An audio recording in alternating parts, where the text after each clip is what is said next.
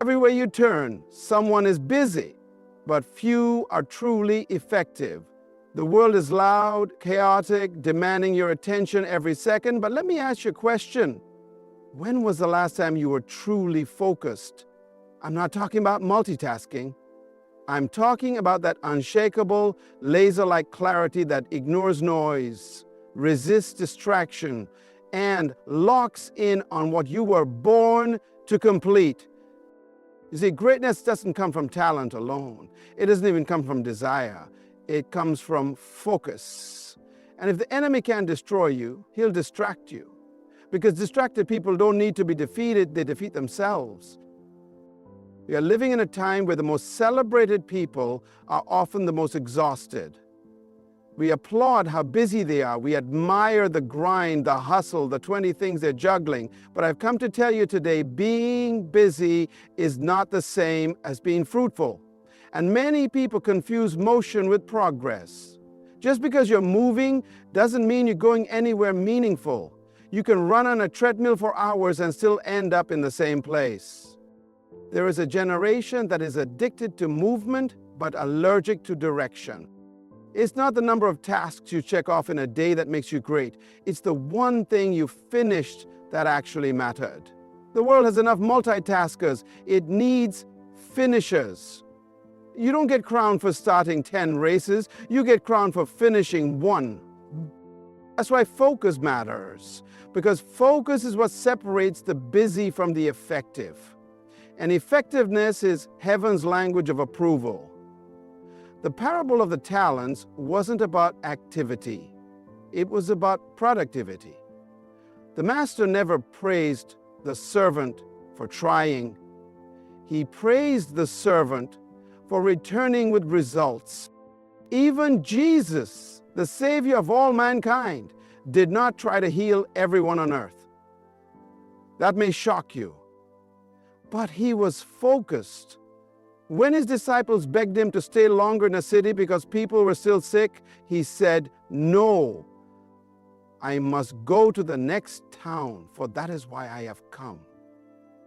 He wasn't driven by needs. He was led by assignment. And there's a difference. Some of you are drowning in demands because you have not yet defined your assignment. You've got 10 people pulling on you. You've got 5 projects in your hands. You've got a dozen tabs open in your mind. And your soul is loud, overwhelmed, restless. Not because God's not with you, but because you've mistaken busyness for progress. And so your energy is bleeding into things God never called you to manage. You're exhausted, not because you're lazy, but because you're misaligned. Let me give you a picture. A flood and a river both involve water, but one causes destruction, the other gives life. Why? Because a flood is water with no focus. It spreads in every direction, damaging everything in its path. But a river is water under discipline. A river is powerful because it knows where it's going. It doesn't try to be everywhere. It just stays in its lane. You must stop trying to be everything to everyone. You are not called to be universal. You are called to be impactful. And impact requires focus. Some people ask, how do I know what I should be doing? The answer is simpler than you think. Look at what brings peace when you do it. Look at what you do that bears lasting fruit. Not applause, not attention, but fruit. What actually moves the needle of change in your life or in others.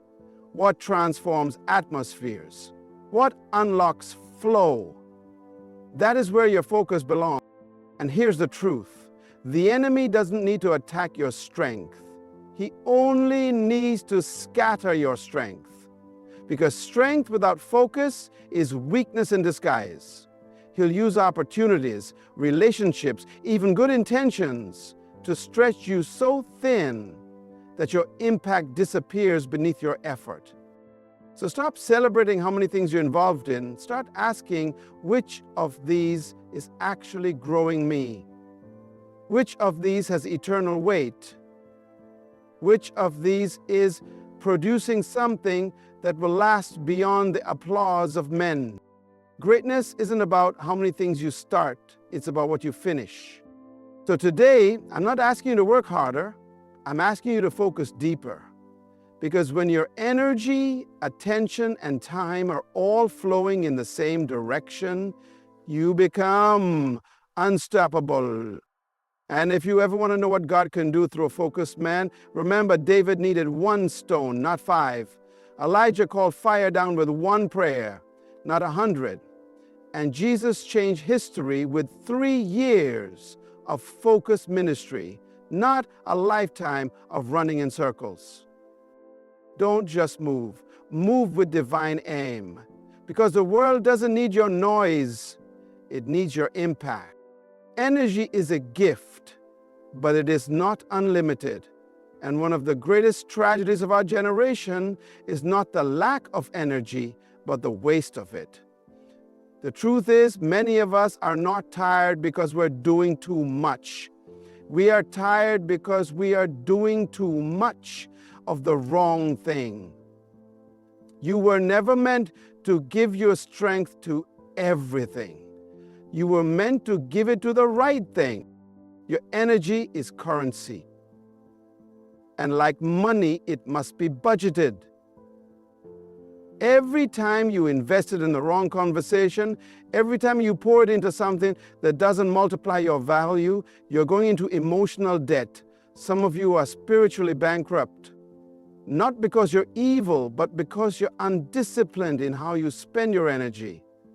You are funding things that are draining your destiny. You cannot chase every invitation, entertain every crisis, or fix every person. You are not a savior. You are not a garbage dump for other people's dysfunction. Stop letting people deposit their chaos into your spirit, because eventually you will start leaking peace, leaking clarity, leaking, leaking, leaking, leaking, leaking, leaking, leaking, leaking. Do you know how valuable your energy is? The enemy does. That's why he doesn't always fight you with storms. Sometimes he just sends distractions. Because he knows that if he can dilute your focus, he can drain your strength. Samson didn't fall because he was weak. He fell because he kept giving his energy to a woman who wasn't tied to his assignment. And every time he lay in her lap, he left with less. That's what misplaced energy does. It slowly subtracts your strength until you stand up to fight and there's nothing left to fight with. Some of you are exhausted because you're feeding what should have been left starving. You are watering things that were never planted by God. You're checking on people who only call you when they need you. You're maintaining connections that heaven already cut. And you wonder why your spirit feels heavy? It's because your energy is entangled. Let me give you something to think about. Even Jesus, full of grace and love, had boundaries. He healed many, but he didn't heal everyone. He preached to thousands, but he mentored 12. He fed the multitudes, but he often retreated alone to pray. Why? Because even divinity respected the limits of energy. If Jesus made space to recharge, what makes you think you can keep pouring without consequence? Your energy must be guarded like treasure. Not everything deserves a response. Not every fight needs your sword. Some battles are bait. Some conversations are traps dressed like opportunities. Learn to discern what builds you and what bleeds you. Learn the discipline of silence, the power of withdrawal, the strength of saying no. You don't have to apologize for protecting your peace. Some of you need to hear this. Not every door that opens is God's door. Some doors are distractions in disguise. If you keep walking through everything that looks good, you'll miss what is God. And nothing wastes energy like chasing something that was never yours to begin with. So today, stop pouring your energy into things that don't pour back. Reclaim your strength, reclaim your focus, reclaim your discipline. Because when your energy is aligned with your assignment, you won't just be busy, you'll be effective. And when you're effective, you don't need to chase anything. The right things will begin to find you. Let your energy become sacred again, because what you give your strength to reveals what you believe is worthy of your future. Clarity is not a luxury. It is a necessity. You cannot walk in power if you're living in confusion. And confusion is not always chaos. Sometimes it's subtle. Sometimes it looks like being involved in many good things, but connected to no clear direction. Sometimes it wears the mask of ambition, busy, driven, restless. But if you peel back the layers, there's no clarity. And when there's no clarity, there is no acceleration.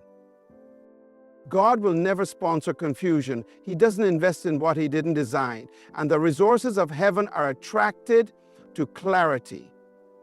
You don't need to beg for provision when you're aligned with divine assignment. You just need to be clear, because when clarity shows up, resources recognize their assignments. They come looking for you, not because of your talent, but because you finally gave your life a clear direction. The world doesn't follow noise, it follows vision. Clarity is the magnet of movement. Until you define what you're building, don't expect others to help you build it. Nobody supports a wandering soul. Nobody funds an undefined dream. And nobody believes in a man who doesn't know what he believes. If your message is blurry, your impact will be shallow. But the moment you gain clarity, real, uncompromising clarity, doors open that were never available to you before. In the book of Genesis, when God formed the world, the first thing He dealt with wasn't sin. It was chaos. The earth was formless and void, and darkness was over the surface. In other words, there was no structure, no order, no clarity. And what did God do? He didn't complain. He didn't panic. He spoke. And every time He spoke, He separated things. He called day from night. He divided the waters. He brought distinction, because clarity is the foundation of creation. You cannot build anything lasting until you define what it is. So many people are praying for things they have not clarified. They say, God bless me. But what is bless me? Where? When? How? For what purpose? You're asking God to fill a container you haven't even shaped yet. God doesn't bless confusion. He breathes on clarity. Think about a camera. When it's out of focus, everything looks blurry, even what's directly in front of you. But the moment the lens adjusts, things that were there all along come into view. Many of you are not in a season of waiting. You're in a season of adjusting. You think heaven is delayed, but clarity is what's missing. You can't recognize what's yours because your sight has been fogged by distractions, doubt, and indecision. Look around. Life responds to clarity. The birds know where to fly. The rivers know where to flow. The stars know where to shine. Only man struggles with direction. Why? Because we have allowed options to replace obedience. We've let culture define our calling, and we wonder why nothing is moving. It's because heaven can't send resources to an address you haven't confirmed. The most dangerous person in the world is not the one with all the answers. It's the one with clear intention. Because once you know what you're about, confusion loses its power over you. You stop being tossed by opinions. You stop needing validation. You stop chasing applause. You begin to attract the people, the resources, the strategies that were always designed for the real you, not the version you created to impress people who don't even matter. Regression. Clarity is not just about knowing where you're going, it's also about knowing what you must leave behind. Some of you can't move forward because you're dragging people who were only meant for your past. You're holding on to memories that don't fit your next chapter. But clarity cuts, clarity severs, clarity demands that you stop entertaining what no longer aligns with who you're becoming. So stop asking for speed and start asking for sight. Stop begging God for acceleration and ask Him for alignment. Because when you finally see it clearly, boldly, unapologetically, everything you need will begin to find you. What you can't define, you will never dominate. And what you're afraid to clarify will always be too expensive to possess. So today, get clear. Heaven is waiting. Distractions are not always obvious. Sometimes they don't come to destroy you. They come to entertain you. The enemy has grown smarter. He no longer wastes time tempting you with things that don't appeal to your values. Now, he entices you with things that look close enough to your assignment to seem harmless, but far enough to derail you from destiny. Some distractions don't come to ruin your life, they come to delay it, silently, slowly, and subtly. Not every open door is divine. Some doors are traps with golden handles. Not every opportunity is from God. Some are dressed in success but soaked in sabotage. The most dangerous distractions are the ones that look like progress. And if you're not discerning, you will confuse movement for maturity. But let me tell you this, just because something is keeping you busy doesn't mean it's helping you build. The serpent in Eden didn't come with a sword. He came with a question, a subtle conversation, a soft distortion of what God already said. And that's how distractions operate, not with a loud voice, but a whisper, a slight deviation, a gentle suggestion to take your eyes off the main thing just for a moment. And before you know it, you've drifted. Drifting is dangerous because it's quiet. Ships don't crash because they weren't strong. They crash because they were off course for too long without correction. You must be ruthless with your focus. You must be violent about your vision because your future is too costly to be lost over something that simply seemed urgent. When Nehemiah was rebuilding the walls of Jerusalem, his enemies came, not with weapons, but with invitations. Come down from the wall, they said. Let's talk. They wanted to interrupt the work by drawing him into a conversation. But Nehemiah was a man with clarity. He said, I am doing a great work and I cannot come down. What would happen if you stopped coming down? What would shift in your life if you stopped explaining yourself to people who were never building anything? What if you stopped answering the calls, replying to the doubts, chasing the applause, attending to every minor crisis? Some of you are not burnt out because you've done too much. You're burnt out because you've stooped too low. You've come down from the wall too many times. And each time, it costs you momentum. Let me say something that might shock you. Sometimes what you call love is actually distraction. You're pouring time into people who were sent to test your discipline. You're trying to rescue people God never told you to save. You're sowing energy into conversations that feel noble, but they're stealing your sharpness. You're not the answer to every problem. If the enemy can't stop you with sin, he will try to drown you in emotional obligation. This is why you must protect your assignment from unnecessary access. You were not designed to be available to everyone. You are not a free sample. You are not common. You carry something too sacred to be entangled with distractions, wrapped in false urgency. And hear me, not all distractions are external. Some live in your mind. Regret, comparison, fear of missing out, trying to prove something, trying to be liked. These inner distractions are just as deadly. You must win the war in your head before you can win the battle in your life. Because if the enemy can distract your focus, he doesn't need to defeat your strength. You don't defeat distractions by reacting to them. You overcome them by elevating your concentration. Every champion understands this. Success is not just about talent. It's about the ability to say no. Greatness requires restraint. Glory requires attention.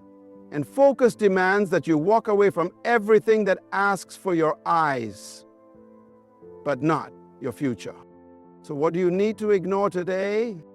What's calling you down from the wall?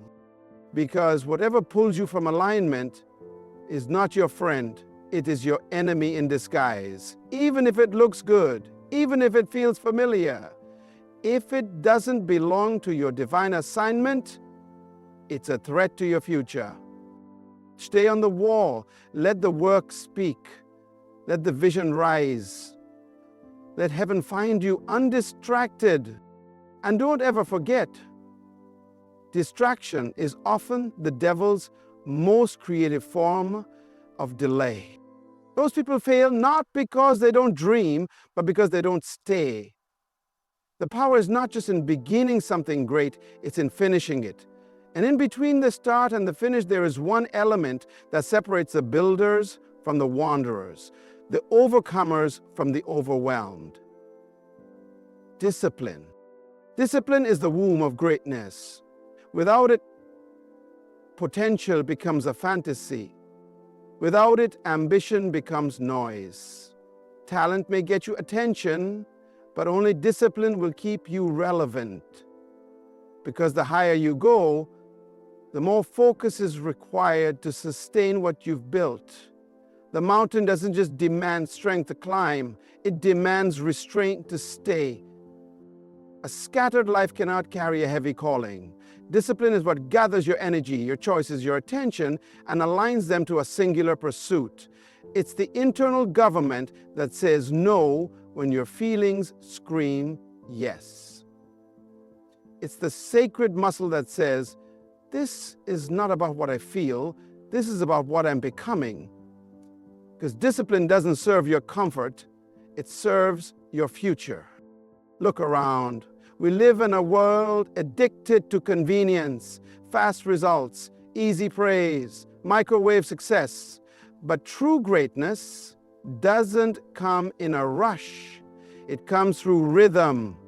A disciplined rhythm, a consistency that ignores applause and keeps showing up even when nobody's clapping. Let me tell you something uncomfortable. You don't rise to the level of your intentions, you fall to the level of your systems. What are your systems? What are the rituals behind your reality? Because discipline is not about motivation, it's about mastery. It's doing what needs to be done when it needs to be done, even if you don't feel like doing it. Discipline is what builds when motivation runs out. Think of the seed. A seed holds the potential of a forest, but if you plant it and keep digging it up every few days to check its progress, it will never grow. You kill its potential by your impatience. Many people treat their calling the same way, planting an idea, then yanking it out the moment results don't appear. But fruit only shows up to the discipline. It is the reward of consistency. Noah didn't build the ark in a day. It took years of ridicule, years of sawing, hammering, sweating with no evidence of rain. But what if he stopped halfway? What if he gave up because no one believed him? Discipline kept building when logic said it didn't make sense. And some of you right now are building in silence. You're grinding with no applause. You're showing up when nobody sees. You're laying foundations in prayer, sacrifice, and faith. And I came to tell you that is not in vain. Your discipline is creating a structure strong enough to carry the weight of what's coming. Don't abort it because it's taking time. Discipline is not just about behavior, it's about belief. It's a declaration to your future that says, I will not cheat on what God showed me in secret just to satisfy a craving in public. You can't have resurrection power without crucifixion discipline. Everybody wants the crown, but few want the cross. Yet the cross is the proving ground of commitment. So yes, the calling is great, but so is the cost. Yes, the vision is glorious, but so is the grind. Discipline is how you pay the price when the price gets heavy. You will not drift into excellence. You must train for it. You must war for it. You must bleed for it. Not because God needs your suffering, but because your future demands your seriousness. So if you're tired of starting over, stop quitting. If you're sick of cycles, break them with discipline. And if you're ready to rise, don't shout louder, build stronger. Let your consistency echo louder than your excuses. Because what you build with discipline will outlast what others build with hype. And when the storm comes, not if, but when, only the discipline will still be standing. It's not enough to know where you're going. It's not even enough to be focused. The final test is staying focused until the assignment is complete. Because life will always give you an exit. Always offer you a shortcut. Always whisper, it's taking too long. There must be an easier way. But nothing lasting is ever built by those who keep checking the door. You must finish, you must stay, you must endure. We live in an age where people start strong and fade fast. Dreams abandoned at the first sign of difficulty. Marriages left unfinished. Businesses dropped because they didn't blow up overnight. Visions discarded because the crowd didn't clap soon enough. But hear this. The crowd doesn't confirm your destiny. The applause is not the proof. Completion is. The enemy fears a finisher because starters are easy to defeat, but a finisher is dangerous. A finisher doesn't flinch at resistance. A finisher walks through storms with steel in their soul. A finisher doesn't just have faith, they have fight. Jesus didn't say, I started it. He said, it is finished. Those are the words of someone who refused to let pain, betrayal, delay, or disappointment detour his assignment. He stayed. He saw it through. And because he stayed, salvation reached you and me. Don't tell me staying. There's a man I once spoke with who was born in a rough village. No schools, no resources, no visible opportunity. But he had a fire inside him. He said, I may be born here, but I will not die here. He walked 6 miles a day to attend a broken down schoolhouse, slept on the floor, ate once a day, studied by candlelight. People laughed at him.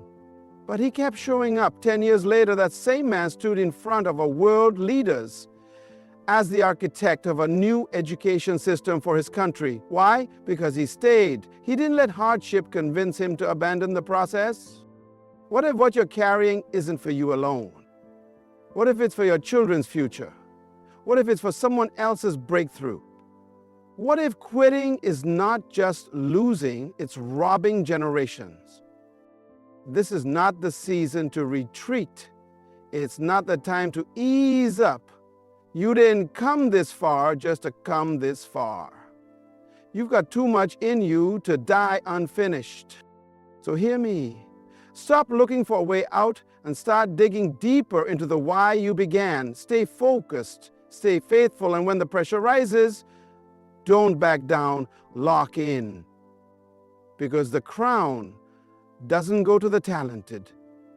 It goes to the one who endures to the end. And when your moment comes, and it will, may heaven say of you, they stayed. The world doesn't need more noise. It doesn't need more unfinished dreams, half-built visions, or distracted souls running in circles. What the world is crying out for, what heaven is waiting to crown, are men and women who know how to lock in, how to stay the course when it's dark, when it's dry, when it's lonely, when no one understands, and still finish with fire in their eyes. You have within you the discipline to silence distractions, the clarity to rise above confusion, the focus to defy delay, and the power to endure what would break ordinary people. You are not ordinary. You were never meant to blend in. You were designed to build something eternal. So when life gets loud, be still and stay focused. When others quit, tighten your grip. When doubt rises, look again at the assignment. And when you're tempted to settle, remember what you're carrying is not just about you. It's about everyone waiting on the other side of your obedience. This is your moment to rise. This is your season to stand. And if you stay focused, there's nothing, absolutely nothing, that can stop the manifestation of what was placed in you before time began. Good luck in your journey. Not the kind of luck that leaves things to chance, but the kind that meets preparation with divine timing. May favor follow your focus, and may grace fuel your grind. Thank you for listening. Thank you for staying. Thank you for deciding right now that you will not quit. Not now, not ever. Stay focused. Finish strong.